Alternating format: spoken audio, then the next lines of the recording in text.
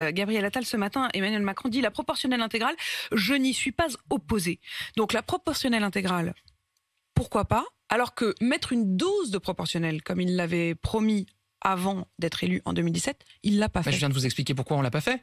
On l'avait mis dans notre réforme institutionnelle. Vous le feriez là? Elle a été transmise au Parlement. Vous le feriez là? Mais parce que précisément, on va réunir les forces politiques. Mais vous les avez jamais réunis, les c'est la proposition qu'on va faire. Non, mais on a présenté une réforme institutionnelle. C'était en 2018. Il y avait dedans notamment une dose de proportionnelle. Cette réforme, elle a été transmise au Parlement.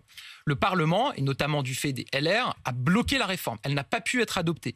Donc à un moment, si vous voulez avancer, vous devez vous mettre d'accord avant avec les différentes forces politiques sur différents sujets. Regardez ce qui peut faire consensus. Ça faisait partie du programme d'Emmanuel Macron. Une dose en 2007, ça faisait partie du programme. C'est pour ça qu'on a transmis cette réforme au Parlement en 2018. Une proportionnelle intégrale sur le fond, franchement, est-ce que ça permettrait au pays, dans ce moment de grande division, d'être gouvernable? Ce qui est certain, c'est qu'il faut qu'il y ait davantage de pluralité à l'Assemblée nationale, qu'il y ait les différentes forces politiques qui soient mieux représentées, une plus grande pluralité.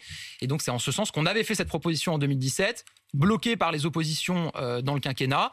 On souhaite continuer à avancer dans ce sens. Et là, ce qu'on dit, c'est si on veut que ça ne soit pas bloqué, il faut d'abord discuter avec les forces politiques. Il vous restait la solution du référendum. Mais encore une fois, vous ne l'avez pas fait. Pour faire un référendum sur ces sujets-là, Pauline de Malherbe, il faut que le texte soit adopté par les deux chambres. Et on a eu un blocage à l'Assemblée nationale par les oppositions. Non, on ne va pas jouer sur les articles, mais il y a d'autres articles de la Constitution qui vous permettaient aussi de consulter le peuple sans avoir à demander l'autorisation au Parlement. De ça, parce que vous savez qu'il y a une jurisprudence qui dit que la question doit être très simple, que ça ne peut pas être une déclinaison et un texte. Vous auriez pu le faire. Non, on voulait le faire et on n'a pas pu le faire. C'est ce que je vous dis. Mais vous pourrez le faire cette fois-ci.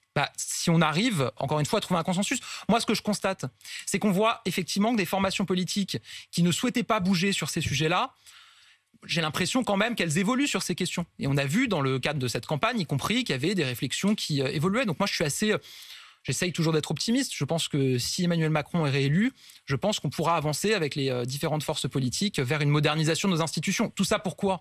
C'est pas moderniser pour moderniser. C'est moderniser, encore une fois, pour être capable de recueillir davantage la parole des Français, qui soient mieux représentés dans nos institutions, qui puissent avoir davantage voix au chapitre dans les décisions qui sont prises.